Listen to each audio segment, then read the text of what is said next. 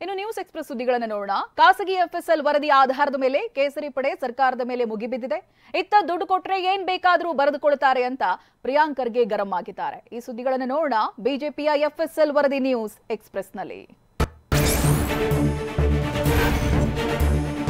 ರಾಜ್ಯ ಬಿಜೆಪಿ ಘಟಕ ಖಾಸಗಿ ಎಫ್ಎಸ್ಎಲ್ ವರದಿ ಬಿಡುಗಡೆ ಮಾಡಿದೆ. ಖಾಸಗಿ ಸಂಸ್ಥೆಯ ಎಫ್ಎಸ್ಎಲ್ ತಜ್ಞ ಫಣೀಂದ್ರ ತಯಾರಿಸಿರುವ ವರದಿಯನ್ನ ಟ್ವಿಟರ್ನಲ್ಲಿ ಹಂಚಿಕೊಂಡಿದೆ. Clue for evidence forensic investigation private limited ಈ ವರದಿ ತಯಾರಿಸಿದೆ. ಖಾಸಗಿ ಎಫ್ಎಸ್ಎಲ್ ವರದಿಯಲ್ಲಿ ಪಾಕಿಸ್ತಾನ ಪರ ಘೋಷಣೆ ಕೂಗಿರುವುದು ಸಾಬೀತಾಗಿದೆ ಅಂತ ಬಿಜೆಪಿ ಗಂಭೀರ ಆರೋಪ ಮಾಡಿದೆ.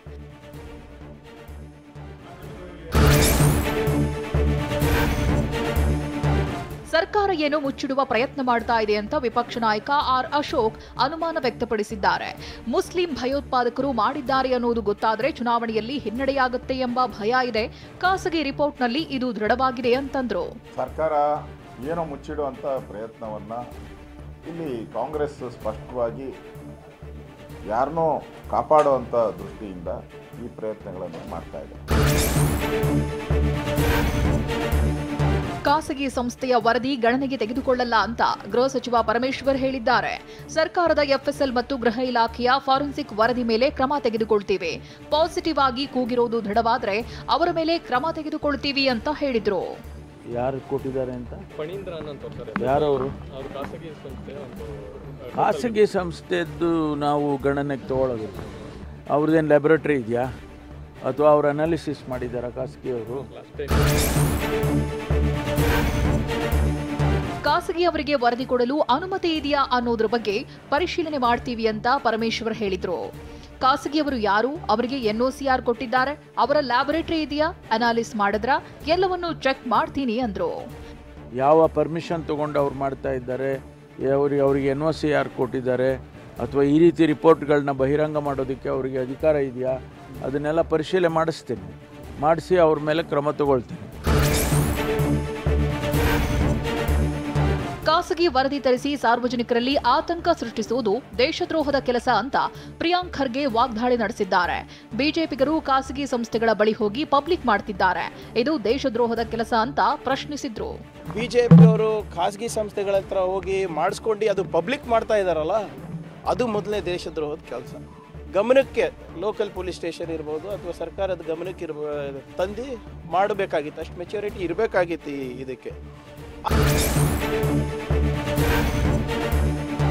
ದುಡ್ಡು ಕೊಟ್ರೆ ಯಾರು ಏನ್ ಬೇಕಾದ್ರೂ ಹೇಳ್ತಾರೆ ಅಂತ ಪ್ರಿಯಾಂಕ್ ಖರ್ಗೆ ವಾಗ್ದಾಳಿ ನಡೆಸಿದ್ದಾರೆ. ವರದಿ ಕೊಟ್ಟ ಸಂಸ್ಥೆ ಆರ್ಎಸ್ಎಸ್ ಭಜನೆ ಮಾಡೋ ಜಾಗ ಅದು. ಖಾಸಗಿ ವರದಿಯಲ್ಲಿ ಪಾಕ್ ಪರ ಕೂಗಿರೋ ಸಾಧ್ಯತೆ ಹೆಚ್ಚಿದೆ ಅಂದಿದ್ದಾರೆ ಅಂತ ವಾಗ್ದಾಳಿ ನಡೆಸಿದ್ರು. ಆಮೇಲೆ ಸಂವಾದ ಫೌಂಡೇಶನ್ಗೆ ಏನು ಇಂಟ್ರೆಸ್ಟ್? Who are they? ನೀವು ಹೇಳ್ದಂಗೆ RSS ಅವರು ಭಜನೆ ಆಡುವಂಥ ಸಂಸ್ಥೆ ಇದು. Highly probable to be Pakistan ಜಿಂದಾಬಾದ್. Highly probable. ಕನ್ಕ್ಲೂಸಿವ್ ಇದೆಯಾ? ಹೈಲಿ ಪ್ರಾಬಬಲ್, ಸಾಧ್ಯ ಇರಬಹುದು ಅಂತ. ರೊಕ್ಕ ಕೊಟ್ರೆ ಎಲ್ಲರೂ ಏನಾದರೂ ಹೇಳ್ತಾರೆ. ಡಿಕೆಶಿ ಪ್ರಿಯಾಂಕ್ ಖರ್ಗೆ ಹಾಗೂ ಲಕ್ಷ್ಮೀ ಹೆಬ್ಬಾಳ್ಕರ್ ಘೋಷಣೆ ಕೂಗಿಲ್ಲ ಅಂದಿದ್ರು ಅಂತ ಈಶ್ವರಪ್ಪ ಹೇಳಿದ್ದಾರೆ. ಎಫ್ಎಸ್ಎಲ್ ವರದಿಯಲ್ಲಿ ಘೋಷಣೆ ಕೂಗಿರೋದು ಸತ್ಯವಾಗಿದೆ. ದೇಶದ್ರೋಹಿಗಳಿಗೆ ಬೆಂಬಲ ಕೊಟ್ಟಿದ್ದಕ್ಕಾದರೂ ಕ್ಷಮೆಯಾಚಿಸಬೇಕು ಅಂತ ಆಗ್ರಹಿಸಿದೆ. ಈ ಘೋಷಣೆನೇ ಕೂಗಿಲ್ಲ ಅಂತ ಮಾನ್ಯ DK ಶಿವಕುಮಾರ್ ಅವರು, ಲಕ್ಷ್ಮೀ ಹೆಬ್ಬಾಳ್ಕರ್ ಅವರು, ಪ್ರಿಯಾಂಕಾ ಖರ್ಗೆ ಅವರು ಹೇಳಿದರು. ಈ FSL ರಿಪೋರ್ಟ್ ಬರ್ತಾ ಇದೆ. ನಮಗೆಲ್ಲ ಗೊತ್ತಿರೋ ಪ್ರಕಾರ FSL ರಿಪೋರ್ಟ್ನಲ್ಲಿ ಯಾವುದೇ ತಿರುಚಿಲ್ಲ ಅನ್ನೋಂಥ ರಿಪೋರ್ಟಿಗೆ ಅಲ್ಲಿ ಬಂದಾಗಿದೆ. ನೈತಿಕ ಹೊಣೆಯನ್ನು ಹೊತ್ತು ರಾಷ್ಟ್ರದ್ರೋಹಿಗಳಿಗೆ ಬೆಂಬಲ ಕೊಟ್ಟಿದ್ದು ತಪ್ಪು ಅಂತ ಹೇಳ್ಕೊಂಡು ಕನಿಷ್ಠ ಕ್ಷಮೆನಾರು ಅವ್ರು ಕೇಳಬೇಕು. ವರದಿಯನ್ನ ಯಾಕೆ ಬಚ್ಚಿಟ್ಟುಕೊಂಡಿದ್ದಾರೋ ಗೊತ್ತಿಲ್ಲ ಅಂತ ಮಾಜಿ ಸಿಎಂ BSY ಪ್ರಶ್ನಿಸಿದ್ದಾರೆ. ವಾಸ್ತವಿಕ ಸಂಗತಿ ದೇಶ ಹಾಗೂ ರಾಜ್ಯದ ಜನರಿಗೆ ಗೊತ್ತಾಗಬೇಕು. ವರದಿ ಬರುವುದು ವಿಳಂಬವಾದರೆ ಕ್ರಮ ಕೈಗೊಳ್ಳಲು ವಿಳಂಬವಾಗುತ್ತೆ ಅಂತಂದ್ರು.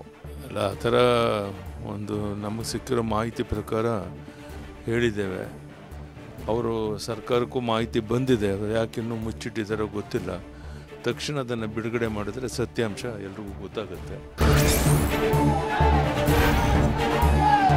ಪಾಕಿಸ್ತಾನ್ ಜಿಂದಾಬಾದ್ ಜಟಾಪಟಿ ಜೋರಾಗಿದೆ. ಎಫ್ಎಸ್ಎಲ್ ವರದಿ ಬಹಿರಂಗ ವಿಳಂಬಕ್ಕೆ ಬಿಜೆಪಿ ನಾಯಕರು ಆಕ್ರೋಶ ಹೊರಹಾಕಿದ್ರು. ಬೆಂಗಳೂರಿನ ಡಿಜಿ ಐಜಿಪಿ ಕಚೇರಿಗೆ ಬಿಜೆಪಿ ನಿಯೋಗ ಭೇಟಿ ನೀಡಿತು. ಬಿಜೆಪಿ ಯುವ ಮೋರ್ಚಾದಿಂದ ಬೆಂಗಳೂರಿನಲ್ಲಿ ತಿರಂಗ ಯಾತ್ರೆಗೆ ಬಿಜೆಪಿ ಸಿದ್ಧತೆ ನಡೆಸಿತು. ಟೌನ್ ಹಾಲ್ ಮುಂದೆ ಭಾರೀ ಹೈ ಡ್ರಾಮಾವೇ ನಡೆಯಿತು.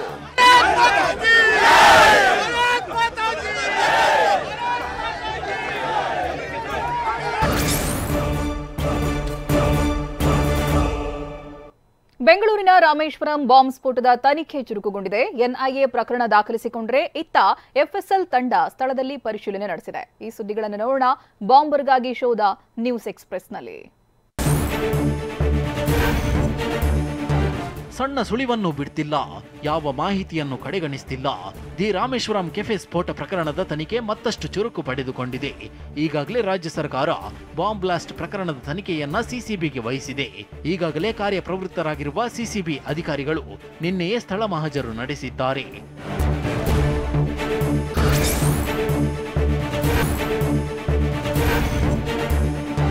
ರೂಟ್ ಮ್ಯಾಪ್ ಬಿಟ್ಟು ಬೇರೆ ಆಯಾಮದಲ್ಲಿ ಎನ್ಐಎ ತನಿಖೆ ನಡೆಸಲಿದೆ. ಸ್ಫೋಟಕ್ಕೆ ಬಳಸಿದ ವಸ್ತುಗಳ ಆಧಾರದ ಮೇಲೆಯೇ ತನಿಖೆ ಮಾಡಲಿದ್ದು, ಸ್ಫೋಟಕ್ಕೆ ಬಳಸಿದ ವಸ್ತುಗಳು ಯಾವುದು, ಯಾರು ಮಾರಾಟ ಮಾಡಿದ್ದಾರೆ ಎಂದು ಅಧಿಕೃತ ಅನಧಿಕೃತ ಮಾರಾಟಗಾರರನ್ನ ಹುಡುಕಲಿದ್ದಾರೆ. ಫೋಟೋ ಮೂಲಕ ಶಂಕಿತ ಉಗ್ರನ ಪತ್ತೆಗೆ ಎಲ್ಲೆಡೆ ಪರಿಶೀಲನೆ ನಡೆಸಲಾಗುತ್ತೆ.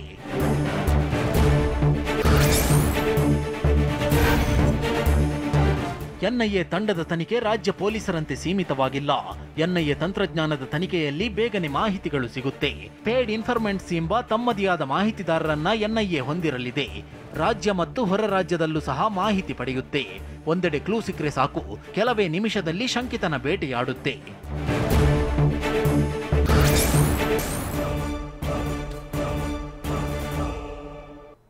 ದಕ್ಷಿಣ ಕನ್ನಡದಲ್ಲಿ 3 ವಿದ್ಯಾರ್ಥಿನಿಯರ ಮೇಲೆ ದುಷ್ಕರ್ಮಿಯೊಬ್ಬ ಆಸಿಡ್ ದಾಳಿ ಮಾಡಿದ್ದಾನೆ. ಹಾಸನದಲ್ಲಿ ಕೂಲಿ ಕಾರ್ಮಿಕನ ಮೇಲೆ ಕಾಡಾನೆ ಅಟ್ಯಾಕ್ ಮಾಡಿದೆ.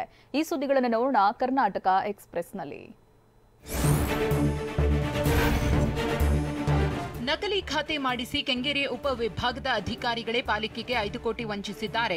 200 ಸ್ವತ್ತುಗಳ ಖಾತಾಗಳಿಗೆ ನಕಲಿ ಖಾತಾ ಸೃಷ್ಟಿಸಿದ್ದಾರೆ. ಕಂದಾಯ ಅಧಿಕಾರಿ ಬಸವರಾಜ ಮಗ್ಗಿ, ಸಹಾಯಕ ಕಂದಾಯ ಅಧಿಕಾರಿ ದೇವರಾಜು, ರಾಜರಾಜೇಶ್ವರಿ ನಗರ ಉಪ ಆಯುಕ್ತ ಅಬ್ದುಲ್ ರಬ್, ಜಂಟಿ ಆಯುಕ್ತ ಅಜಯ್ ವಿ ಮೇಲೆ ಆರೋಪ ಕೇಳಿಬಂದಿದೆ. ಅಧಿಕಾರಿಗಳ ವಿರುದ್ಧ ಲೋಕಾಯುಕ್ತಕ್ಕೆ ದೂರು ಕೊಡಲಾಗಿದೆ.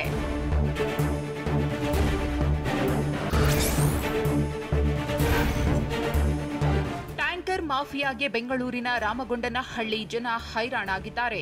ವಾರಕ್ಕೊಮ್ಮೆ ಬರೋ ನೀರಿಗಾಗಿ ಕಾದು ಸುಸ್ತಾಗಿದ್ದಾರೆ. ಊರಿನ ಕೂಗಳತೆ ದೂರದಲ್ಲಿ ಬೋರ್ವೆಲ್ ಕೊರೆಸಿ ಟ್ಯಾಂಕರ್ ಮೂಲಕ ನೀರು ಮಾರಾಟ ಮಾಡಲಾಗ್ತಾ ಇದೆ. ನಮ್ಮ ಊರಿಗೆ ಕಾವೇರಿ ನೀರು ಕೊಡಿ, ಇಲ್ಲ ಪರ್ಯಾಯ ವ್ಯವಸ್ಥೆ ಮಾಡಿ ಅಂತ ಜನ ಅಳಲು ತೋಡಿಕೊಂಡ್ರು.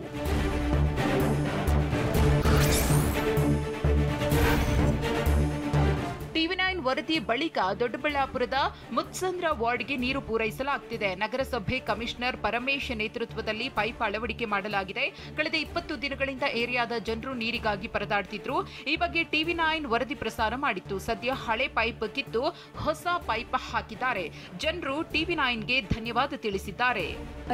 ಅಲ್ಲಿ ಇಲ್ಲಿ ಹೋಗಿ ಎತ್ಕೊಂಡ್ಬರ್ತಿದ್ರಿ ಸರ್ ನಾವು ನೀರು. ಇವಾಗ ನಲ್ಲಿ ಹಾಕಿದ್ರೆ ನಿಮಗೆ ಏನು ಪ್ರಾಬ್ಲಮ್ ಇಲ್ಲ ಸರ್. ಟಿವಿ9ಗೆ ಧನ್ಯವಾದಗಳು. ಸೌಲಭ್ಯಗಳು ಚೆನ್ನಾಗವೆ, ನೀರು ಚೆನ್ನಾಗಿರೋ ಬಿಡ್ತಾವ್ರೆ, ಕುಡಿಯೋಕ್ಕೂ ಸೂಪರ್ ಆಗವ್ರೆ, ಚೆನ್ನಾಗವೆ ಸರ್. ಇವಾಗ ಟಿವಿ9ಗಳಿಗೆ ಧನ್ಯವಾದಗಳು. ತುಮಕೂರು ಜಿಲ್ಲೆಯಲ್ಲಿ ನಕಲಿ ವೈದ್ಯರಿಂದ ಇಂಜೆಕ್ಷನ್ ಪಡೆದ ರೋಗಿ ಮೃತಪಟ್ಟಿದ್ದಾರೆ. ಪಾವಗಡ ತಾಲೂಕಿನ ಕೊತ್ತೂರಿನ ಕೋಟೆ ಚಿತ್ತಯ್ಯ ಸಾವನ್ನಪ್ಪಿದ್ದಾರೆ. ನಕಲಿ ವೈದ್ಯ ಮಾರುತಿ ಕಿಲಾರ್ಲಹಳ್ಳಿ ಗ್ರಾಮದಲ್ಲಿ ಕ್ಲಿನಿಕ್ ಇಟ್ಕೊಂಡಿದ್ದ. ಸದ್ಯ ನಕಲಿ ವೈದ್ಯರ ವಿರುದ್ಧ ಕ್ರಮ ಕೈಗೊಳ್ಳದ ಅಧಿಕಾರಿಗಳ ವಿರುದ್ಧ ಸಾರ್ವಜನಿಕರು ಆಕ್ರೋಶ ಹೊರಹಾಕಿದ್ದಾರೆ.